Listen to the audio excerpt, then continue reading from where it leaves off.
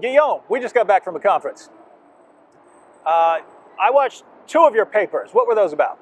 Well, they were about philosophical theology and on the issues surrounding God's providential control of human free choices, so discussing the relationship between determinism, free will, and moral responsibility. And as you can imagine, I was clenching the sides of my seat when I was listening to this.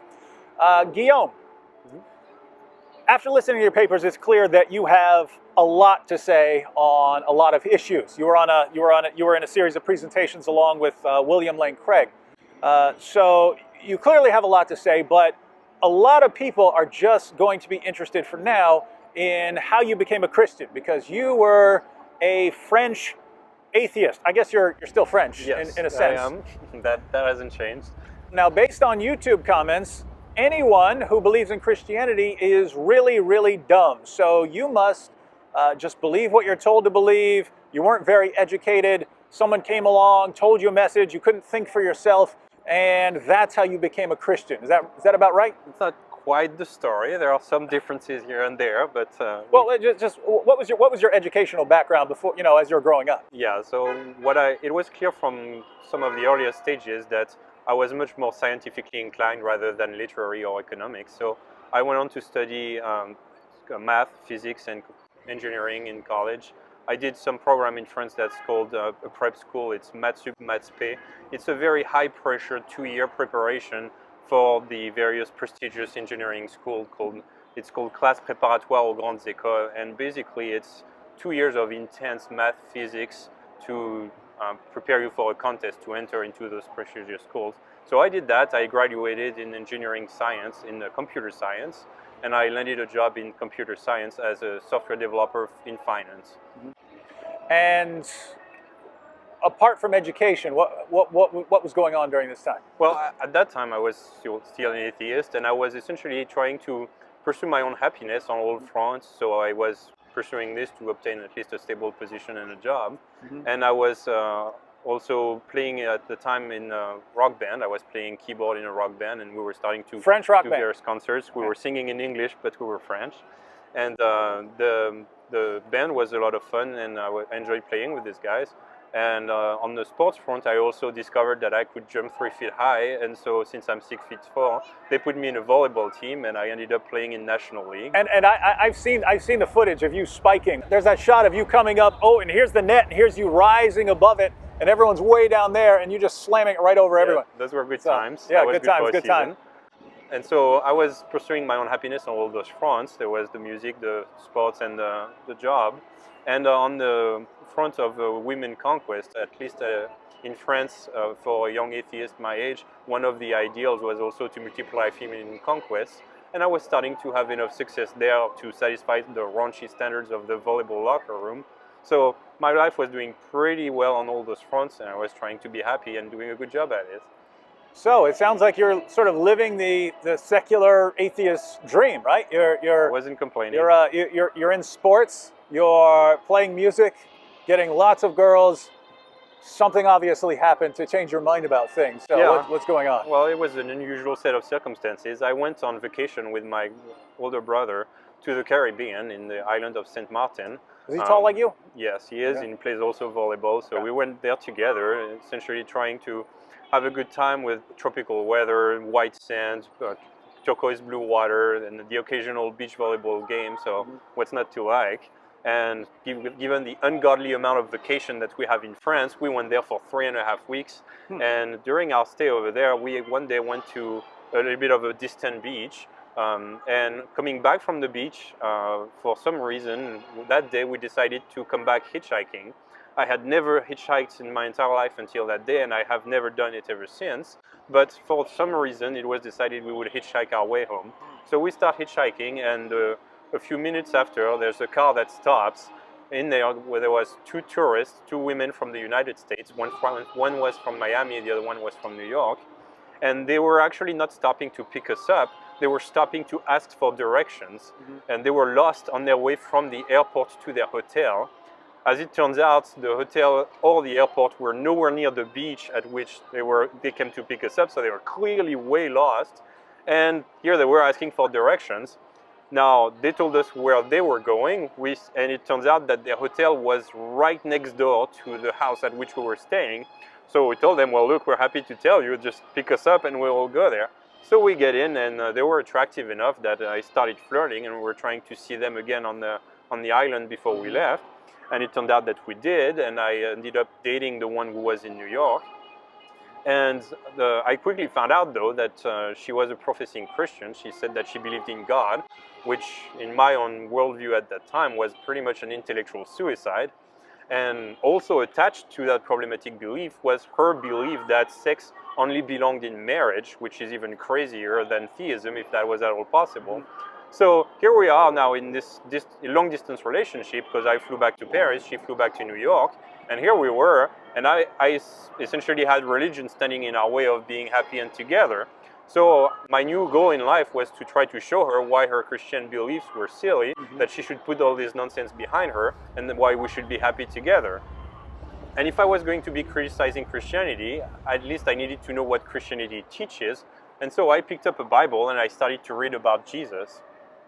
And what I found there was a little bit feeling and tasting differently than I had expected.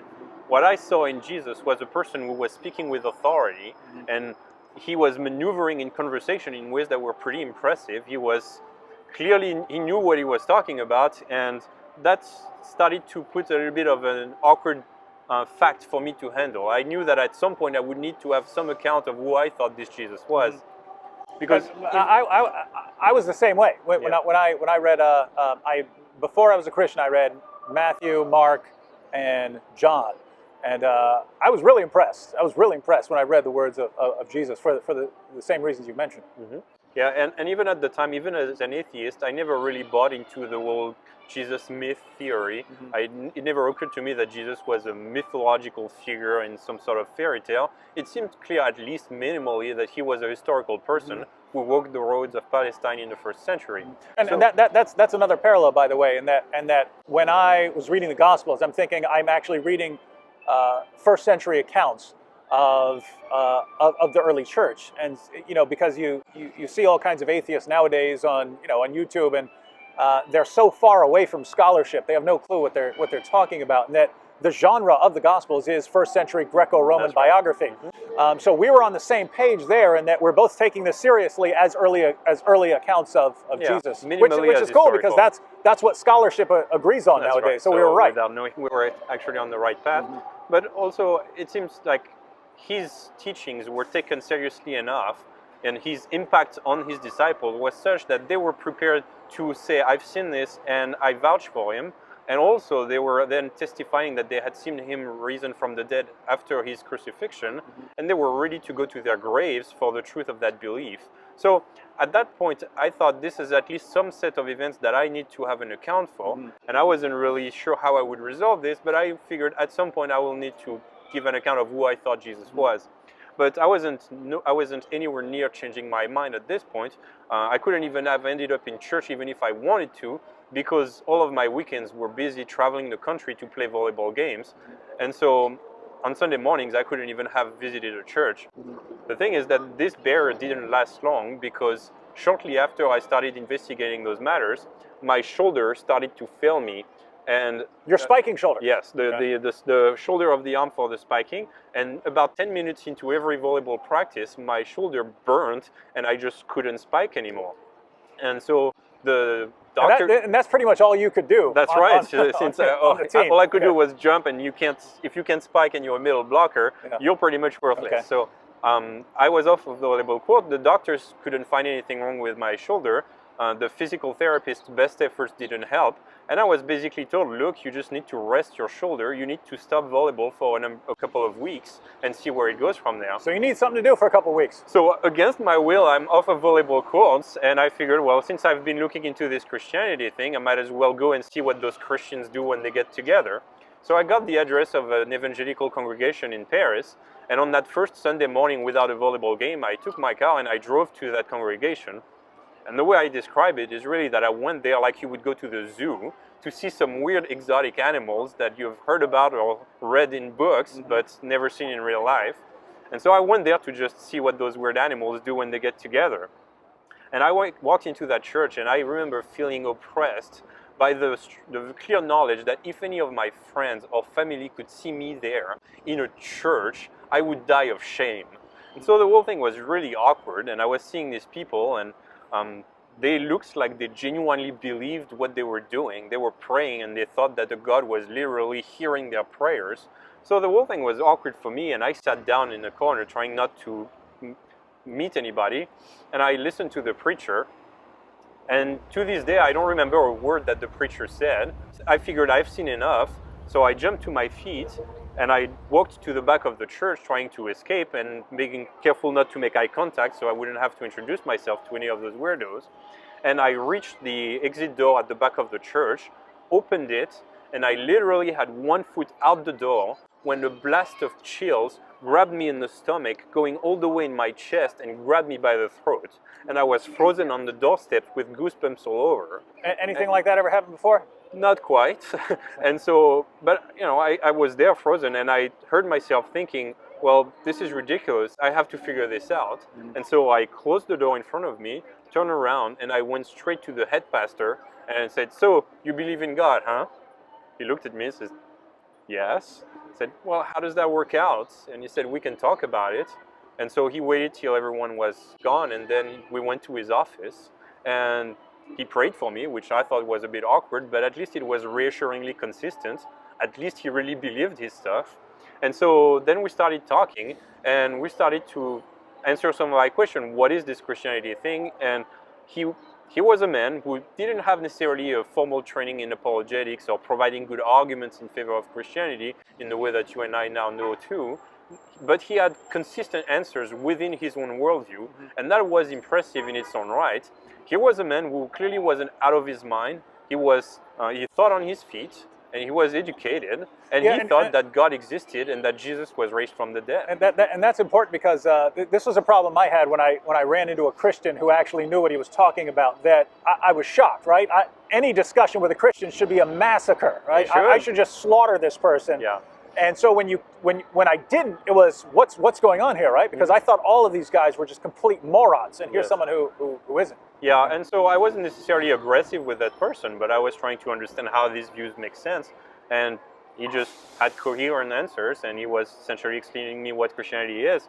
So for a number of weeks after that, we made appointments to come and talk with him, and we just exchange on the ideas of Christianity.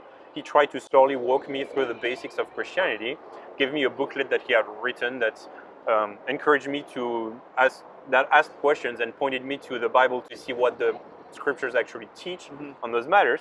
And slowly but surely, these various beliefs started to make sense to me.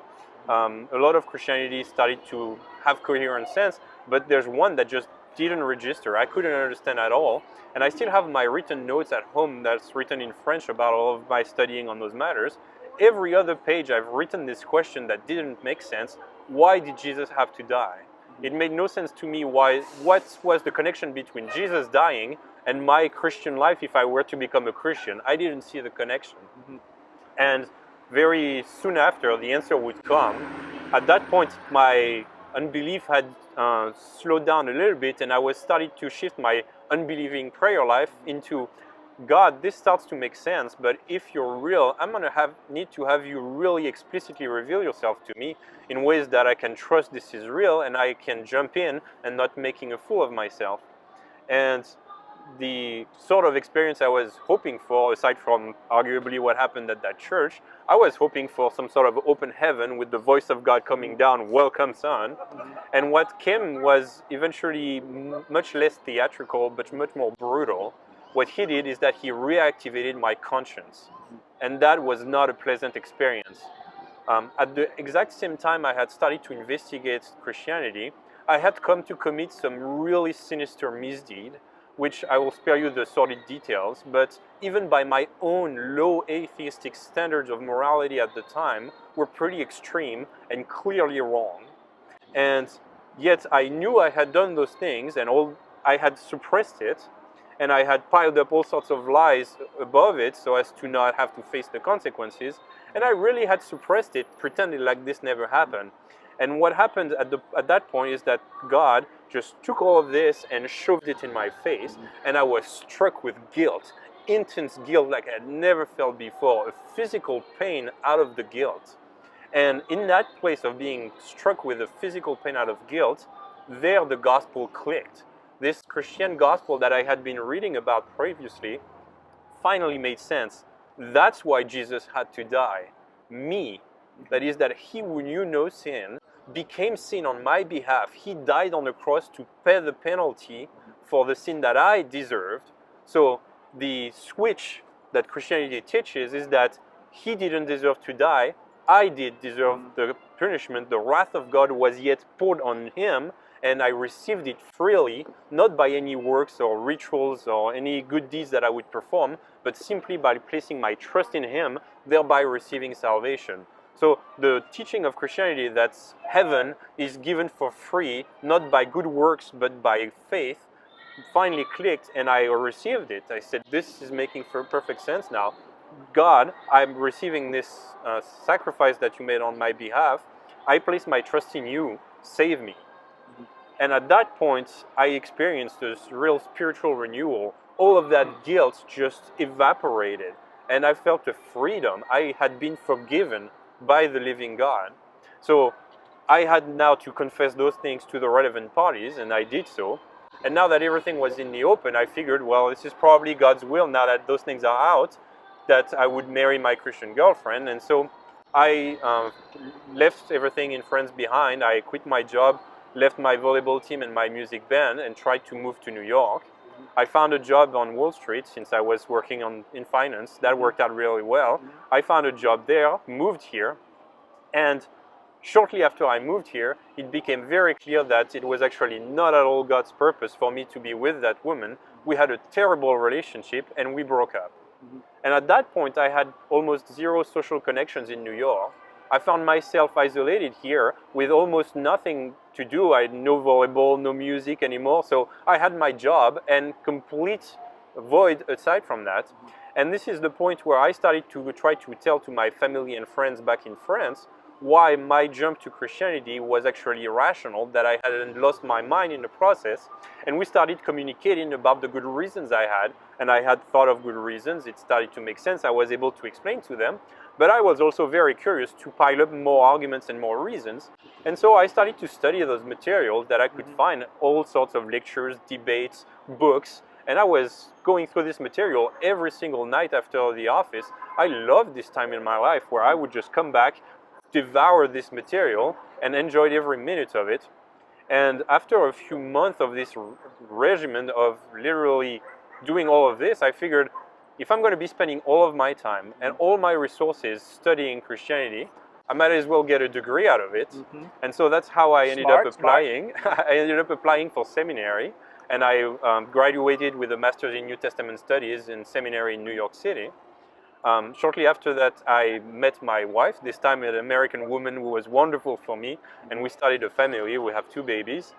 And I'm now pursuing a PhD in philosophical theology under a respected theologian in Europe, and just about wrapping up my PhD. So that's, in broad strokes, that's how God takes a French atheist who hates religion, who hates God, and slowly but surely breaks all of his defenses, reveals himself to him, reveals the gospel that saves, and makes a theologian out of him. And so, just to tie it back into how we started, you had a good background in science and mathematics, and now a strong background in theology, and you're still a Christian? Yes, that's right. So it's probably not the right place to go into all of the classical arguments that I came to learn about, but it definitely, all of my findings in terms of research for the various additional arguments comforted me in the right directions. And the more I was digging into it, the more I realized there's actually really good reasons there. And so it started to be very efficient in discussing these matters with all of my atheist friends and family, realizing that the gospel made sense intellectually, it was acceptable rationally, and it was also very relevant experimentally, because my experience, everything cried out the gospel is true. I was convicted my sin was real, the guilt was real, and the answer to my guilt wasn't denial, it was forgiveness. And the forgiveness is that Christ brings in the gospel, not by any works of the law, not by our own righteous deed, not by our religious rituals, but by faith in Jesus, we receive eternal life. That's the gospel, and that's the best news that ever was proclaimed.